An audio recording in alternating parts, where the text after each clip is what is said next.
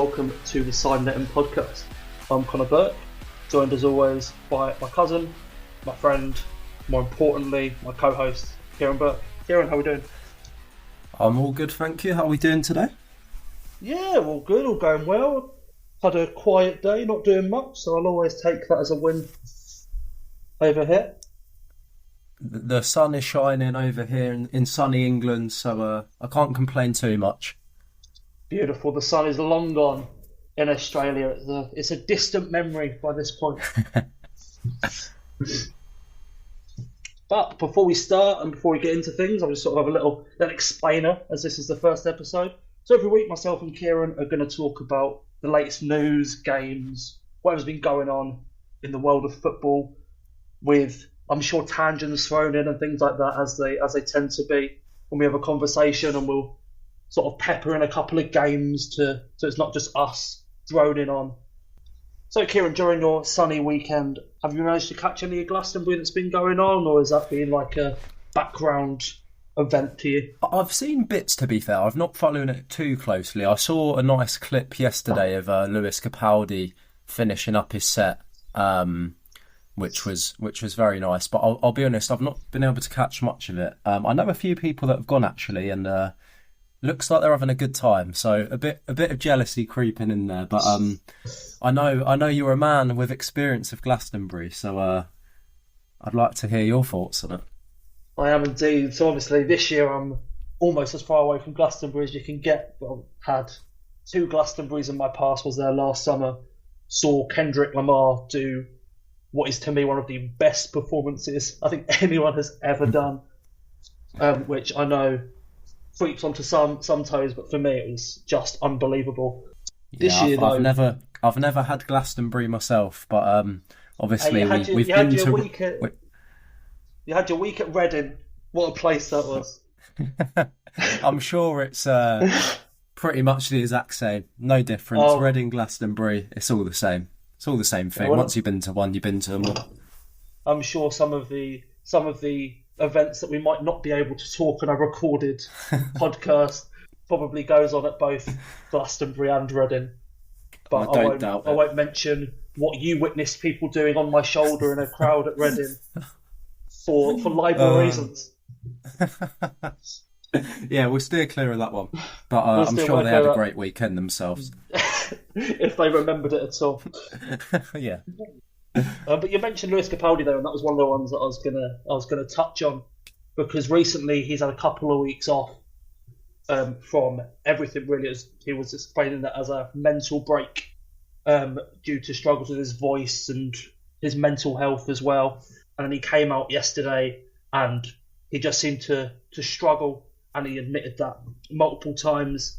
And it was quite an emotional watch, actually, where it was like his Tourette's, which he's spoken about at length, and he spoke about in his Netflix documentary as well, seemed to really take over, along with losing his voice. And then you mentioned that Someone You Loved ending, where the crowd just completely took it, and it was a real masterful moment.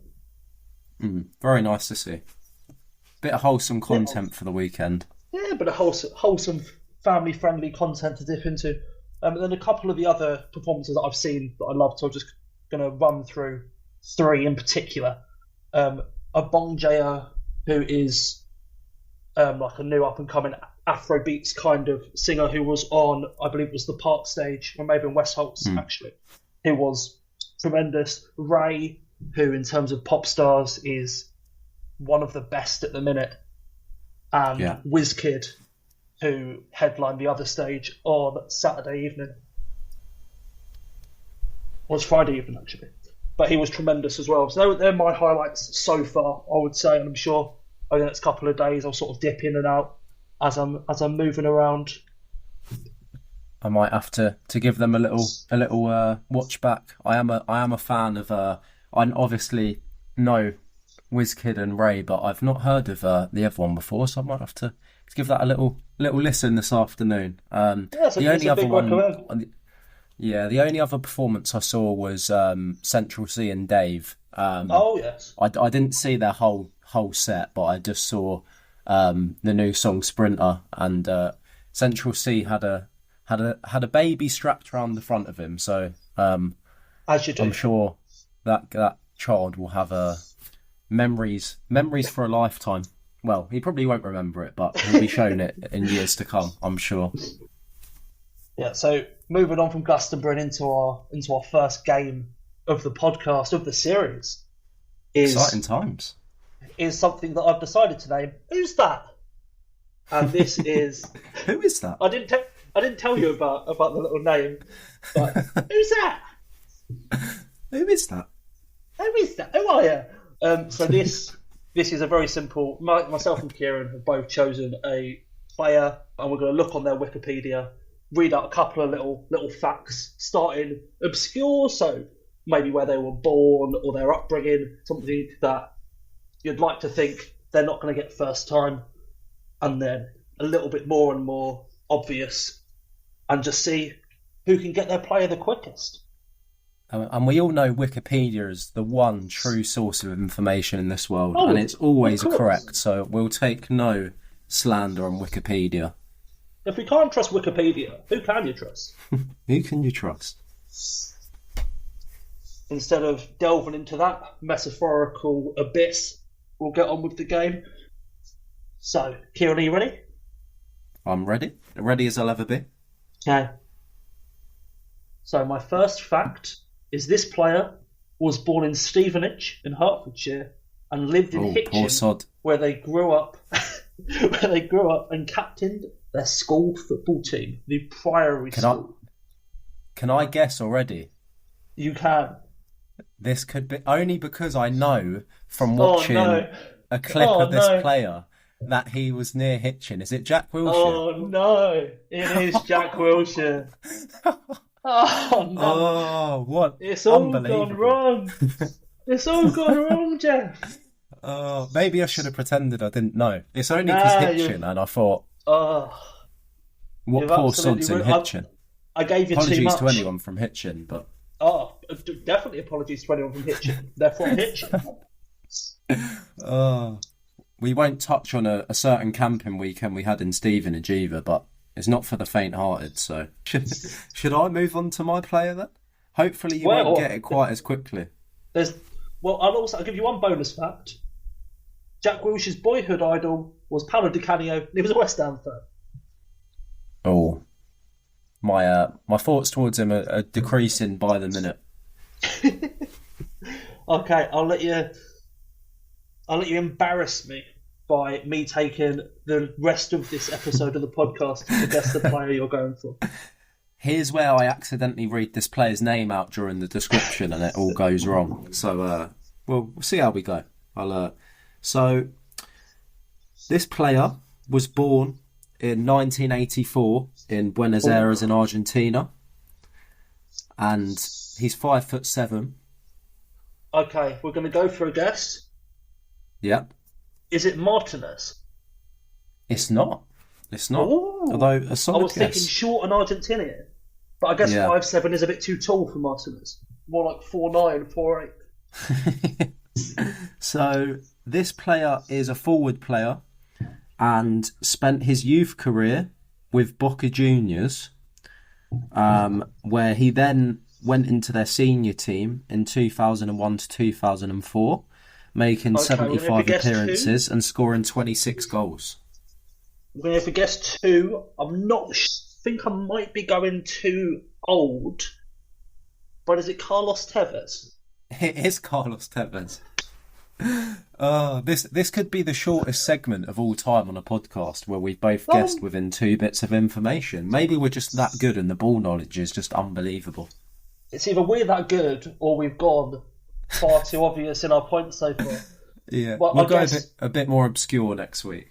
Yeah, we'll try and extend it next week. But we went with Englishman from Hitchin, yeah, and Argentinian, and we've just gone for the first players there. Yeah, easy boss. So that was a very successful first round of who's that? Who's that? Okay, talking of big Englishmen, talking of Arsenal Englishmen potentially. Let's roll into talking about this week's big news, Kieran John. Don't remind me. Don't remind me. I'm just trying to forget about it. Fabrizio's been playing with me all weekend. I've had enough. Fabrizio is and always will be in the mud. He's a tap-in, here we go merchant, but we love him.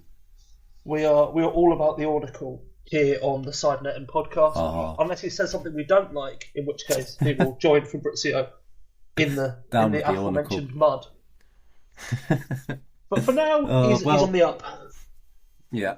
As Arsenal fans, we're very used to being tied up into transfer sagas over the years. The likes of Higuain, the likes of, well, pretty much any player you can mention in football history has been linked with us at some point. Jan Villa. I don't know why he was the first man that came to my Jan Villa, what a player. I think we had Benzema thrown in there many a year ago. So yeah. Well, who's your favourite player that was linked to Arsenal that never happened or was never going to happen? Joined.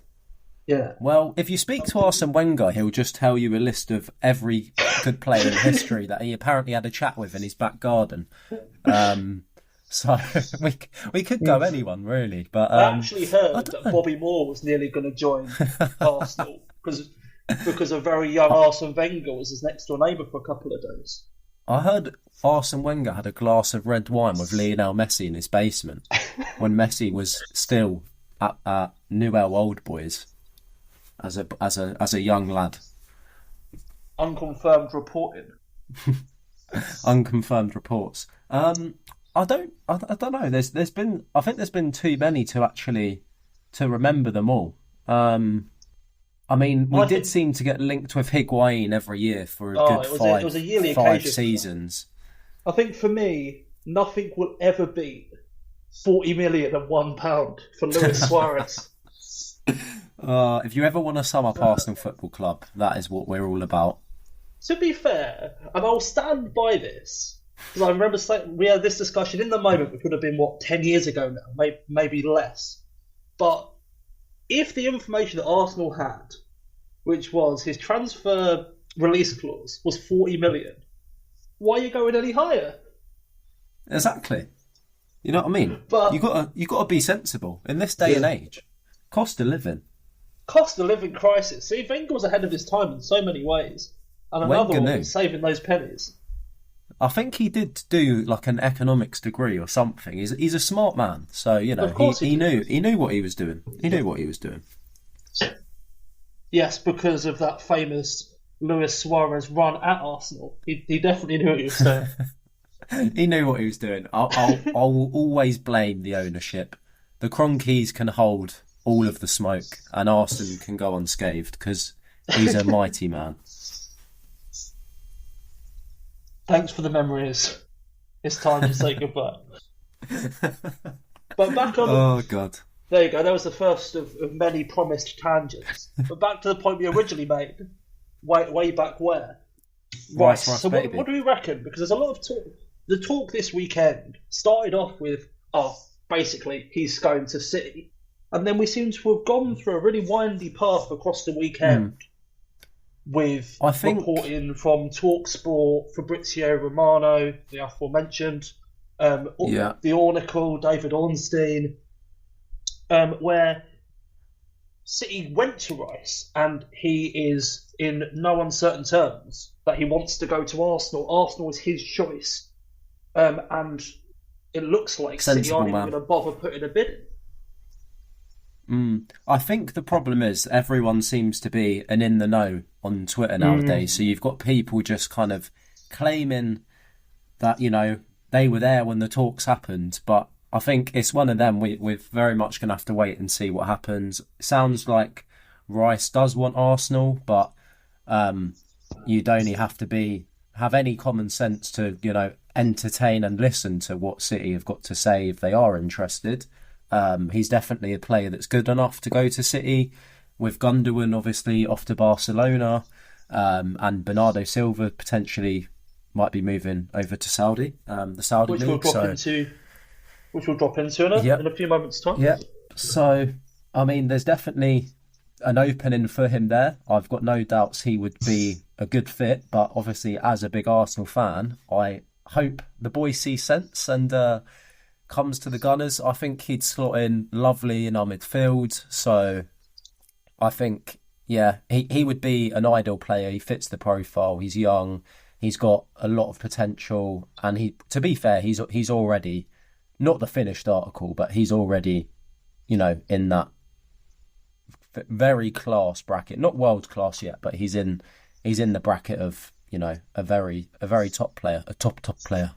Top player. So we'll see what happens. So good. So we can never replace it. So we'll see. We'll see. Kai Havertz is looking less debatable and is right on the verge of an announcement by all accounts. Yeah, I'm not sure. I don't want to, I think we've got to give him a chance. I mean, I'm reluctant based on our history of Chelsea players over recent history.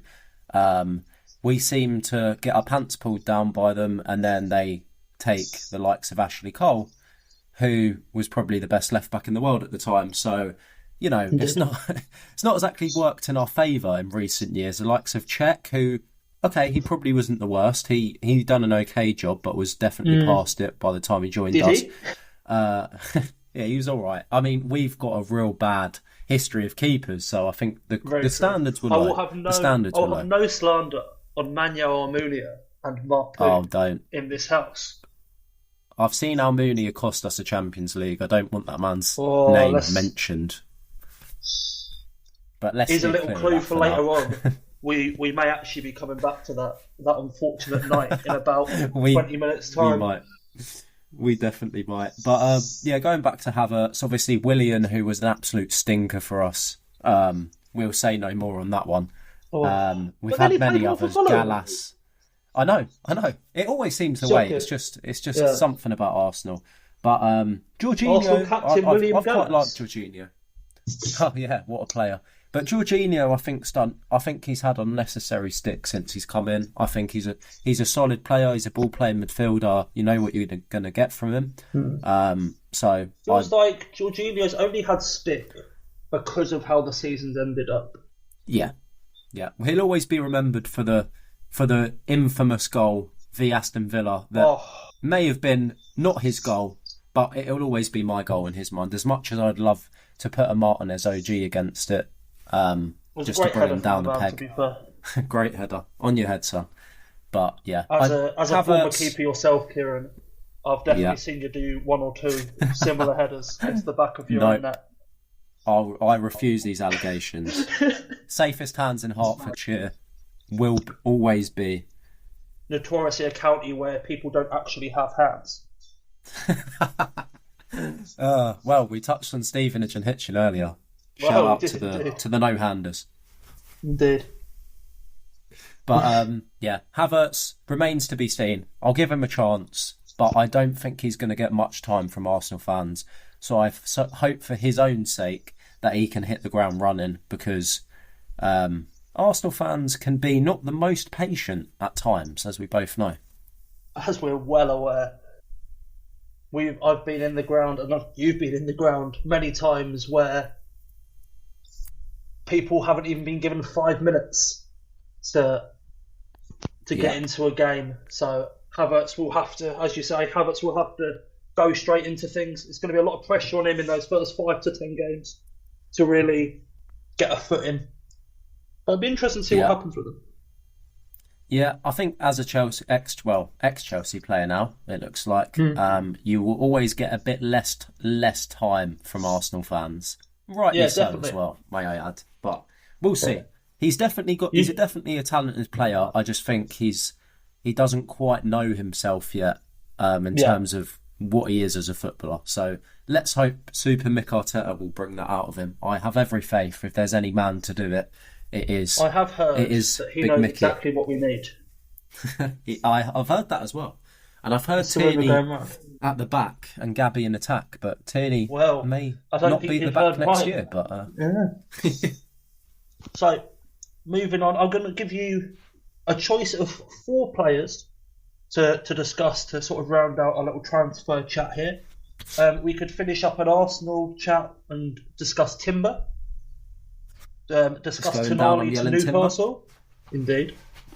Bellingham, both Bellinghams, one going to Real Madrid and the younger version going to Sunderland, and Busquets going to Inter Miami to meet up with Lionel Messi. I think we'll go for Tonali, as it seems to be a here we go confirmed. I believe Friday we did get that. Here we go from Fabrizio Romano. Here we go. I think Newcastle. I'm a bit scared. They're spending smartly. A lot of clubs with money in the past, Chelsea, Todd Bowley, have spent cluelessly and just throwing money around. But Newcastle, smart business, makes sense. He's a young player, probably very well on the cusp of being world class already. I don't watch masses of Serie A, but what I've seen of Tonali, he looks a very good player. And I'm sure alongside Guimaraes, that's going to be a scary midfield for Newcastle for many years to come. Yeah, so obviously Champions League next season for them. So will be very interesting to see how they fare up against some of Europe's elite. So yeah, I think that's very smart business from Newcastle, and I'm sure will be the first of a few this summer for them. Yeah, the interesting thing to note on that transfer, rather than it being a smart transfer decision from Newcastle, which it is on Tonali's side. Apparently he wanted to stay at AC Milan, and there's reports from La Repubblica in Italy that he was crying after he was told that they were going to accept the bid and he was going to Newcastle, which, to be fair, is the reaction to most people when they hear they have to spend an elongated time in Newcastle. After our weekend in Newcastle, I can see that's a completely valid reaction. Well, myself and Kieran and one of our friends did witness what can only describe one of the most shocking things I've ever seen, where a 50-odd-year-old woman ripped with her teeth the shirt of a young 18-year-old man in a pop world in Newcastle. Pop world of all places, you'd expect nothing less. Places. And those memories are still seared into my brain, so I hope Tonali steers well clear of the Newcastle City Centre pop worlds for his own good. If anyone connected to Tonali is by on the off chance listening to this, bring that man to Pop World. He'll have a great time.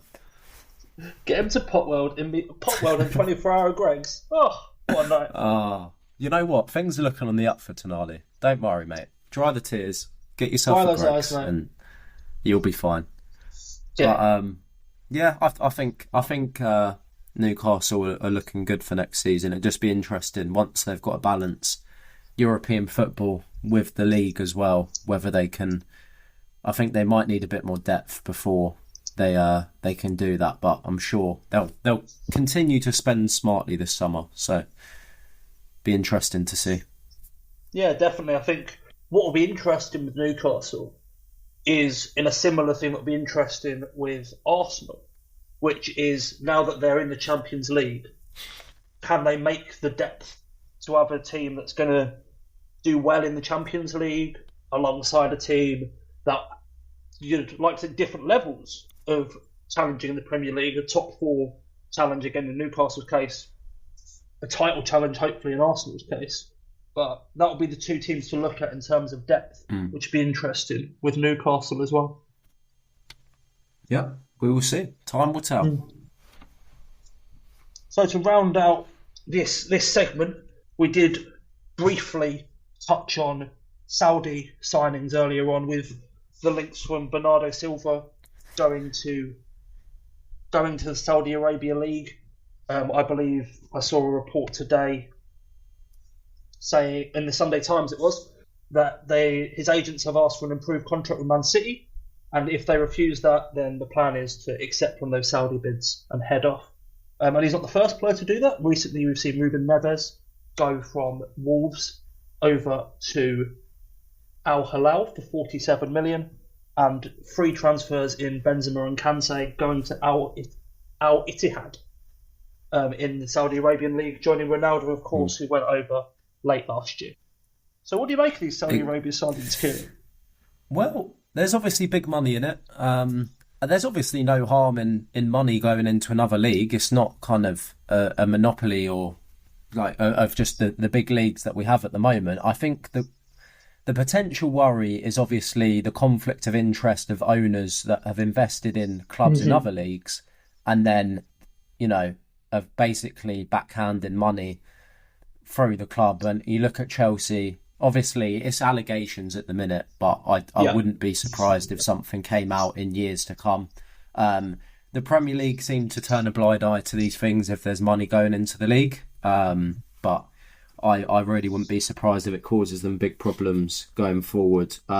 Even I saw something the other day about, I think it was just a rumour, but Neves potentially being loaned back to Wolves, which is just ridiculous. The if we go down that path, it's a dangerous path to tread. Was a similar thing, but him going back to Newcastle. Sorry, I interrupted you there. No, that's fine. But it's a dangerous path. I do worry for the future of the beautiful game, but we'll see what happens. There's definitely no issue with money going in. There's already ridiculous money in football, which everyone knows. So we can't complain the second another league decides to spend a bit of money. But it's just that conflict of interest, which does worry me a bit. But it's always good. It's good for the game for a bit more competition, but I do worry. Yeah, as you touched on there, the big issue being that the Saudi Arabian PIF, who own Newcastle, and they also own 4 other clubs in Saudi Arabia, and there's allegations and uncertainty around whether or not they are involved in the Chelsea ownership, which, as you mentioned there, could cause massive headaches for Premier League officials if that's something that comes out to be true. Gary Neville saying recently there should be an embargo on transfers to Saudi Arabia. So that'd be an interesting thing to monitor over the next couple of years. I don't know if I'd personally go that far. Obviously, the issue with Saudi Arabia goes far beyond transfers. They're involved in, alongside the Qatar World Cup, they're another country where accused of sports washing their human rights abuses, and that sort of, I guess, comes into it as well. So it's an interesting situation. Yeah, definitely one to keep an eye on. We'll see how that unfolds, but we'll see. I think more money in the game. It's part of football. There's mad money in it already, but if you've got that conflict of interest going on, then obviously it's a tight rope to walk, but we'll see how it unfolds. We'll round off this chat of the football news of this week, and up next we'll do our pure nostalgia 5-a-side. So every week myself and Kieran will create 2 5-a-side teams, and then together we are going to have to form one combined team. This week's category, chosen by myself and Kieran, is the pure nostalgia 5-a-side. That pure nostalgia 5-a-side, that will differ depending on your age when you start getting into football. But for ourselves, it's players that bring you back to a time in your life. Nostalgia will usually be focused on your childhood, which I know my team mostly is. I don't know about yours, Kieran. Yeah, very similar. I've tried not to be too Arsenal biased, but I have got 3 Arsenal players in there. You've got 3. I tried to focus on one player per team, so I have 1 Arsenal in mind. But I could definitely have just done a full 5 of some rogue Arsenal players. Denilson did not make the cut, unfortunately. Honourable mention. Yeah, I did try and not be too Arsenal biased, but obviously, speaking of nostalgia, from our memories, we've got obviously memories together watching Arsenal games over the years, and just random Arsenal memories. So I had to throw a few in, but I've tried not to kind of completely do a full 5 Arsenal. Yeah, so before we get into it, is there any players that you maybe had in your team and took out that just missed the cut? I've got one that's just missed the cut. Yeah, I had Mark Poom in goal originally. Mark Poom. But in all fairness, I think it's more because we've had discussions about the banter of Mark Poom in the last few years, but he probably was a little before my time in terms of growing up watching Arsenal. So the keeper I've gone with is more an Arsenal keeper I can remember, and it's not good nostalgia. I'll put it that way. But, it's nostalgia nonetheless. I think we may have heard his name already in this podcast. Yes, I think you have. So we'll say. So we'll get into that in a moment. But on on Mark Poom, I feel bad because like Mark Poom's very much a banter player for me and Kieran because he signed for Arsenal, and I think he played like 2 games, but he has great history with like Sunderland and with a few other clubs that he played with before. But for us, based on Arsenal, he's just a player that sat on our bench. Poor Mark Poom. He'll always be the Poominator. What a man. So the player that missed out for me is a goalkeeper as well. Is a Sondiko legend, Ali Al-Habsi. Ali Al-Habsi. As soon as you said Sondiko, I know exactly the man. Going into Sports Direct. He was a good keeper. He was a good solid keeper for Wigan. The Wigan golden era of the FA Cup. Big Ali Al-Habsi filled the net. I did actually have one other player that nearly missed out for me as well, which whilst it's on my head, I'll just quickly say. Nearly missed out or did miss out? Did miss out, sorry. Nearly made the team is what I was meant to say. Was Gavin Hoyte. I don't know why as well. What a rogue choice. I remember the Hoyte, but I think it was Gavin and Justin Hoyte, and I can't remember which one had actually played a few games for us, but I remember I think it was the United 8-2 loss, which brings back some real painful memories. But I think he was playing there, so I don't know why. Just when I was thinking nostalgia five-a-side, that was the name I thought of that brought me back to that game. He actually plays for Maidstone now. He played 1 game. He still plays. He still plays. He plays for Maidstone. He's only 33. Oh my god! I think that's making me feel old. That is. I felt like that was years ago. Yeah, his brother Justin is 38. And he retired in 2019 with FC Cincinnati, and he played 34 games for Arsenal, scoring 1 goal. Okay. There you go. There's your Hoyte brothers facts for you. Weekly Hoyte brother facts. That's a segment. Here we go. We'll get a theme tune going and everything. Ali Al-Habsi. How come he missed out for you? Because, and you'll know why the second I say my keeper's name. There's no other choice for me. If I'm not going Arsenal, there's no other choice. Yeah, there's a better man. There's a better man for the job. You touched on him there. We'll start with your keeper, Kears. As you say, I think we mentioned him before. I've gone Almunia.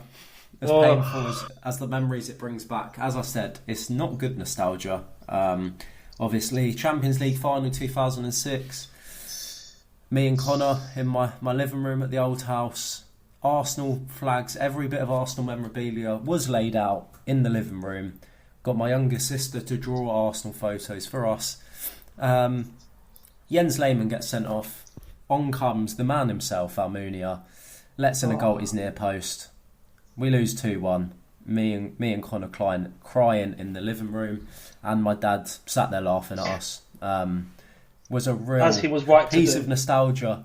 It was a real piece of nostalgia I didn't really want to have to bring up, but it was the only option, really. The first episode, and we're talking about one of the most devastating football moments of our lives. Yeah. I'm sorry to peel back that wound there. But... Unfortunately, it's not the last time we're going to be talking about that game in this segment. Oh, no. I think we'll end it there. Shut it down. Podcast over. Yeah. So Almunia was the choice. Who have you gone in goal? I have gone for Jussi Jääskeläinen. Oh, what a man! I definitely had to have one of those Bolton players in that Bolton era of like Kevin Nolan, Kevin Davis, JJ Okocha, Ivan Campo, that infamous Big Sam team, and Jussi Jääskeläinen. Like, as soon as I think of that mid-2000s football, that Bolton team, Jääskeläinen in goal, us never beating them. Yeah. And then he also... prime Neuer every game against us. As most keepers tend to do. That started with Jussi Jääskeläinen, turned into... What would it have been at the time of the mid-2000s? Prime Buffon, maybe? Yeah. Yeah, and the other reason I have a little nostalgia for him is went to West Ham, didn't he, kids?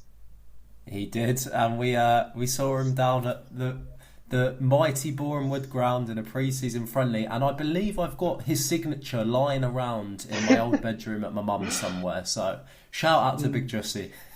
He gave in to the autograph.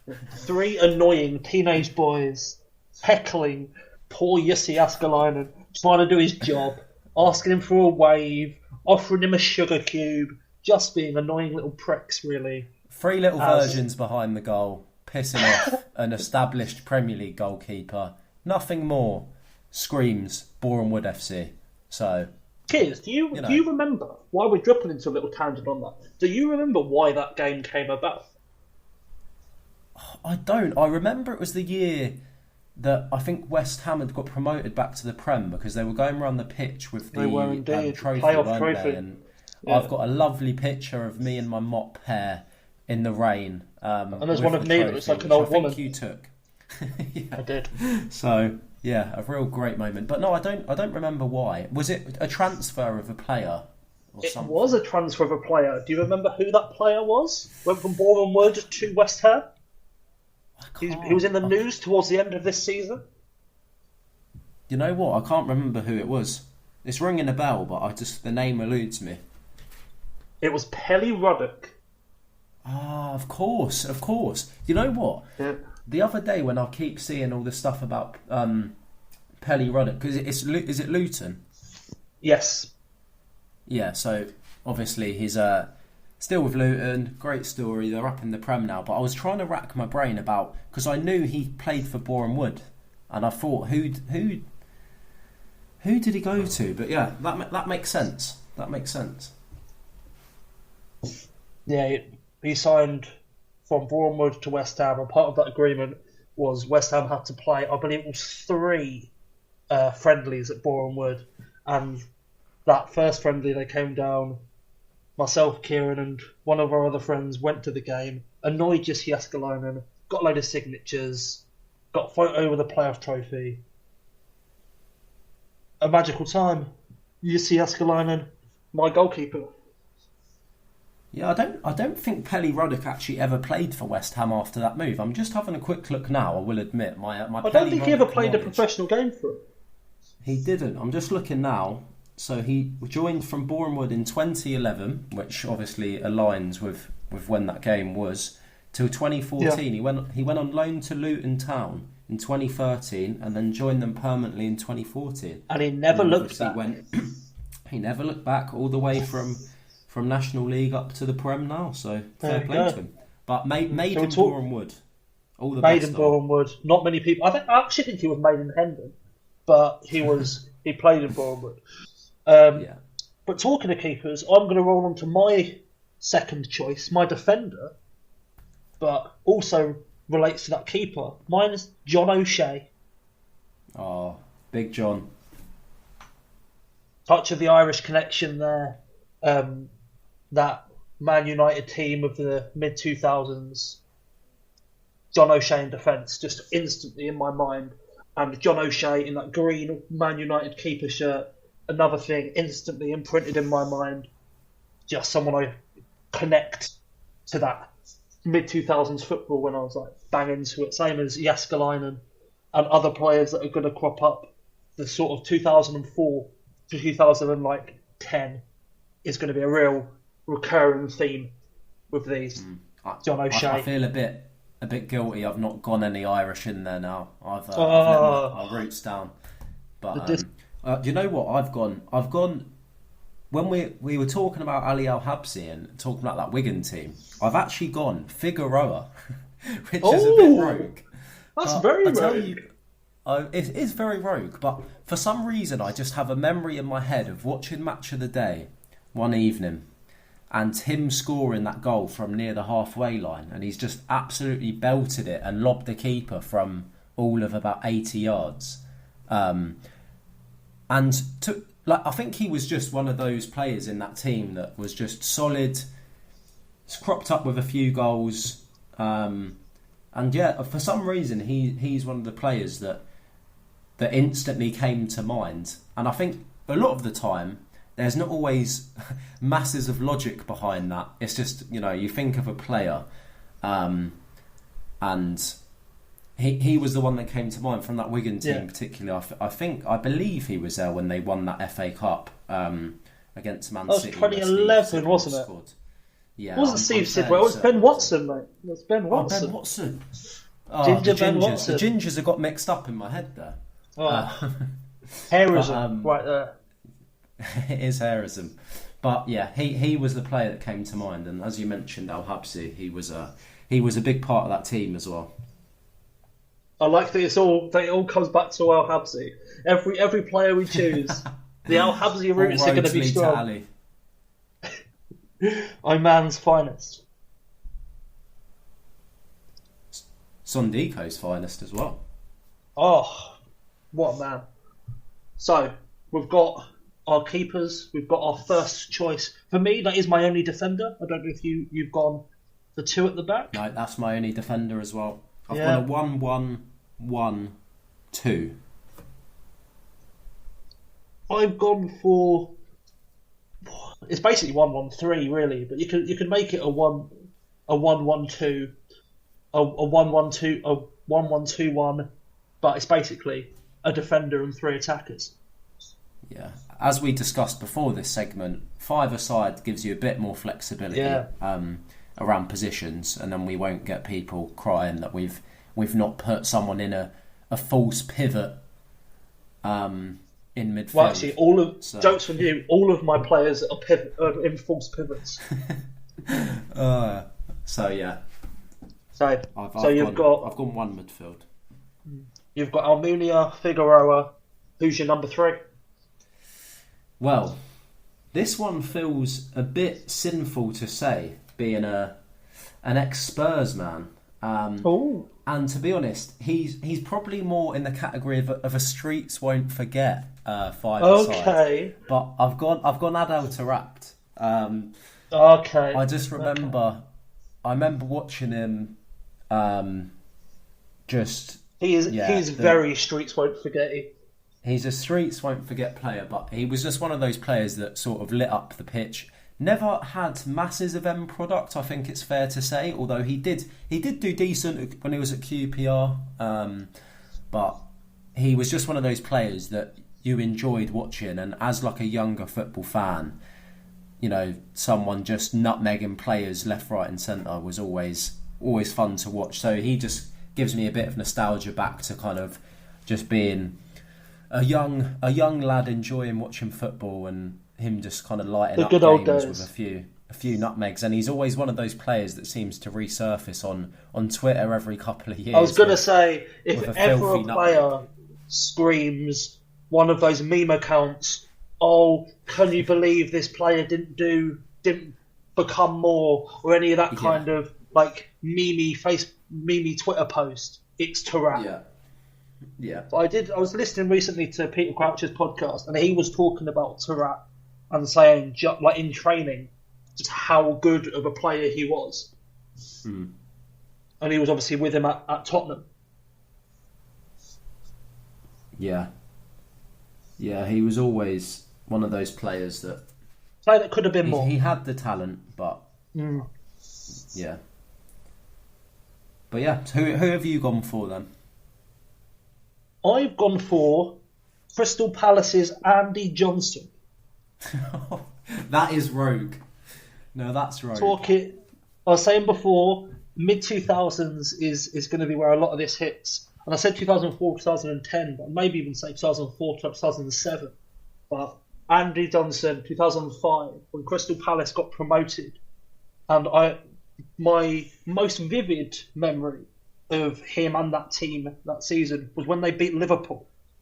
And I was actually with you. You may not remember it, you would have been like 7, if that. But I was with you and your dad and your sister in a pub in Brent Cross where we walked in, and it was one of those Irish pubs that had like Setanta in Ireland during the 3 p.m. game. So they had that on the telly. And I walked in, it was towards the end of the game, and Andy Johnson scored for Crystal Palace, put them 1-0 up against Liverpool, and they won that game 1-0. And that's a real vivid memory of me. big bald Andy Johnson. I only went to Everton and Fulham and didn't really do much. But at Palace, Andy Johnson gives me big Premier League through the years vibes. I remember watching that back in the day. Oh, his massive Premier League years energy. Yeah. And he'd just crop up with a screamer in each season for Palace. There was bombs going off in the Iraq War, but over at Selhurst Park, the only bombs there were Andy Johnson's goals. Oh, that brought me back. Oh, good. Moving very swiftly on from Andy Johnson, as much as my love for him is there, to your number 4, Kieran. Well, I'm going to do 4 and 5 in one swift blow. Okay. Partly because of time, but mainly because it's only right they come together in a package. I know who it's going to be. And if I say the game, you'll instantly know who I'm talking about. And it's a Carling Cup game v Liverpool. I don't know. I didn't guess it right, but I'll let you go for it. It's a 6-3 v Liverpool back in the day, which I watched around your house as a young men watching football, and it's Julio Baptista and Jeremy Adlier. Oh, what a pair! What a fantastic choice! I think nostalgia. They were the two main. The first thing when I thought nostalgia five-a-side, them two instantly sprung to mind.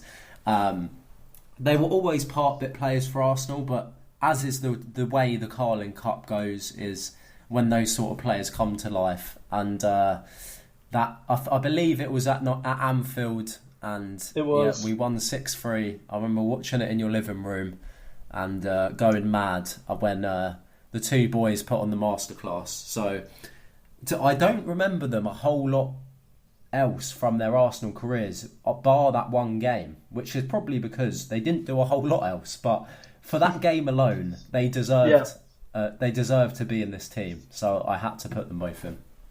I thought you were going to go obvious and go Bergkamp and Henry. As soon as you said you have to do them together, I thought that's where you were going. But I'm so glad that you went with a different Frenchman alongside an Arsenal powerhouse. There's not much difference, let's be honest. Bergkamp, Henry, Baptiste, Adlier, the great partnerships in Arsenal history. Much the same. As most people say, Henry and Bergkamp is a poor man's Ali Adlier and Baptiste. You'd be mad to disagree with that. So they've gone in.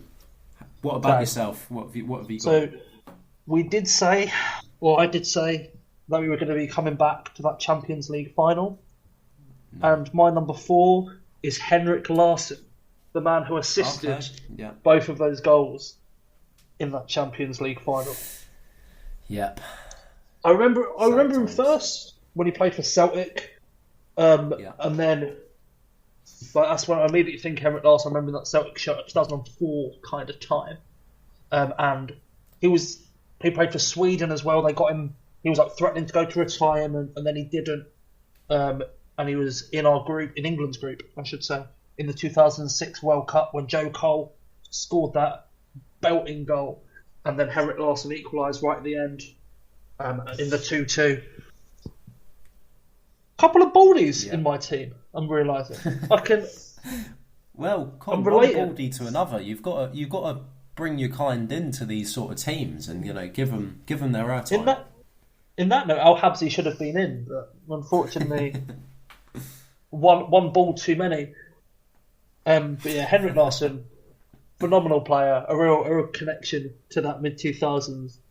Unfortunately, was instrumental in winning Barcelona that Champions League. Yes. And then my number 5 is my Arsenal player. Is another one who had an unbelievable game against Liverpool and then almost didn't do nothing, and then he played against Barcelona. It's Andre Arshavin. It's big Andre. 2010? 2009? Yeah, I just remember that yellow away Arsenal top. Yeah. And that picture of him with the 4. I was going to say, the image of him running away with 4 fingers in that 4-4 against Liverpool, him scoring all 4 goals, and him scoring the winner against Barcelona. Just unbelievable. Yeah, I did nearly go Henri for that, granddad. but I felt like that was too obvious.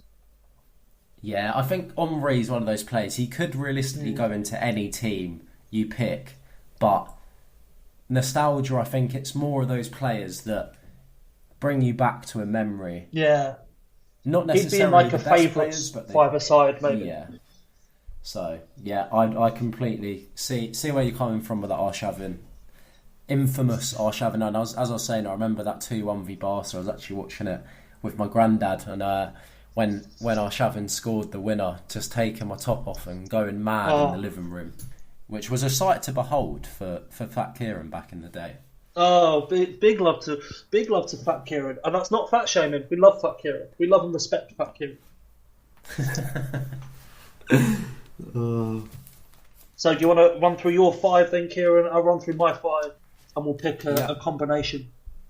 Yep. So to round it off, we've got Armenia in goal, Figueroa at the back, sort of across that back, and he's got a bit of flair as well. So we're thinking 5-a-side. I think he'd do a job in there. You got Adel Taarabt, sort of sitting in the middle, floating about, doing what he wants. Is pretty much what he done his whole career anyway. And then you got Baptista and Jeremy Adli, whose name is just as fun to say as it was to watch him tear Liverpool apart on that famous night. I was going to say, and you say it beautifully as well. I think you give him more letters than he's actually got in his name. Do you know what? It's probably not even said like that, but it's just fun to say. So apologies, Jeremy, if you're listening, but yeah, that's. I'm sure he will be. Jeremy's going to be tuned in episode 1. He's going to be our only listener, and that's all I want. I might send him a message later. I won't go off on a tangent of me DMing footballers, as I've got a bit of. Oh no, we'll come back to that in a future episode. We'll cut that bit out, please. But not me asking Eddie Nketiah for £20 when he missed a sitter and cost me a bet on the first day. He still never sent you that money. He's still not. Eddie, again, you're definitely listening as well. You owe me 20 quid, boss. Arsenal's fringe youngsters are going to be loving this. Zach Hansen's going to be listed as well. What a guy. The Hoyte brothers, everyone's going to be listed. They'll be gathered round the wireless like in the old days. Oh, God. Right, moving on swiftly. Your 5. So my 5, Jussi Askelainen in goal. John O'Shea, rock solid in defence. Andy Johnson, Henrik Larsson, and Andre Arshavin firing up front. So they go against, as you said there, Kieran, Almunia, Figueroa, Taarabt, Baptista, and Ali Adier. So have you got are any of those you're going to make a big fight for? Because I'm fighting for Big Jussi straight up the bat. You know what? I'll let Jussi go in. I think I'd rather not think about Almunia. So let's go Jussi in there. I think we've got to have an Irishman in, so I'm happy to go John O'Shea, Figueroa, honourable. I like how this is starting, but like Big Ali, who's missed out. Figueroa is joining him on the bench for the Wigan boys. The Wigan boys are just not quite making the cut here today. I'm gonna have to make a case for my next 3 now, so I think this is where the battle will commence. Okay, do you want to make your case for Adel Taarabt? Well, Adel Taarabt, as I said, he could be a more streets won't forget kind of vibe, but he just brings me back to a time of just being a carefree, watching football and just watching him nutmeg players, gliding with the ball. He also brings me back to that QPR team as well that just seemed to float about in the Prem for a few years and then went off into obscurity. And then I think Baptista and Big Jeremy speak for themselves. But if we're speaking nostalgia, then I'd push them two more than Adele, being an ex-Spurs man. So okay. So I'll be fair. I'll give you both Baptista and Ali Adier, or as you call him, Ali Adier, which I do almost going. Indeed. Almost going to full chant there. I'll give you both of them, and we'll tell you who we'll keep. We'll keep Andy Johnson. That's fine by me, as long as it's not Henrik Larsson, because I do not want any reminder. There we go. All memories of that Champions League final are erased from our team. So our first five-a-side team entering the cages on a Wednesday pitch near you. In goal, Jussi Jääskeläinen. And then outfield, we've got John O'Shea, Andy Johnson, Julio Baptista. And who's last, Kieran? Ali. Oi, oi, oi. Jeremy Ali Adair. Big Jezza. That is like a phenomenal team. I like the idea of Andy Johnson bollocking the two other boys up top. That's a real... Andy Johnson shouting at Julio Baptista to track back. Turning up to Power League after a long day at work and coming up against these lads, you probably wouldn't be best pleased. John O'Shea in a thick Irish accent shouting, "If he go forward, Julio, he can fucking get back." That would dear. Be a sight. So we'll keep track of that. That's team number one. That is the Nostalgia 5. And then throughout the series, we'll keep adding to that, and we might end up with a little tournament there at the end, picking the number 1 5s. Are you happy with that 5, Kieran? I'm happy with that. I'll take that. The two main boys for me got in, so I'm happy.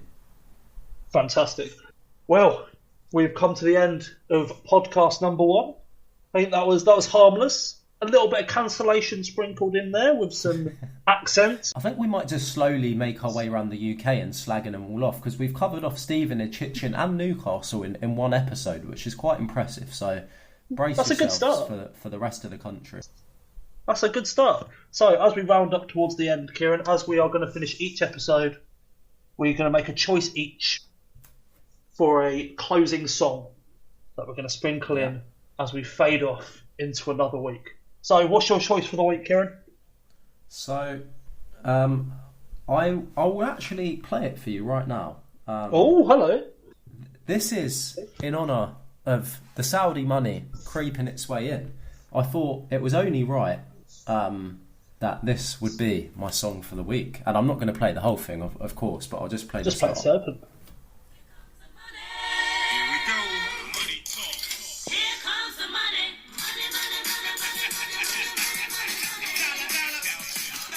And of course, that is the Shane McMahon song from WWE, and we had to put that in. Big Rubens off to Saudi, a load of other Chelsea boys, so I thought it was only right. That was the song for me. An excellent choice, and I can confirm I was shuffling exactly like Shane McMahon around my room here while that was playing. I'm glad to hear it. An excellent choice. My choice is to the Arsenal board. I haven't got it to hand. But it's Don't Go Breaking My Heart by Elton John in honour of him playing the Pyramid Stage this evening. My message to Edu and the lads. Edu, pull through for us, please. We trust you. Our tricky Brazilian. So as you gave a little burst of Here Comes the Money there, as the listeners are going to hear in a moment, we'll end the podcast with a little bit of Elton John. Thanks for listening, everyone. We'll be back again next week. Have a great week. Cheers all.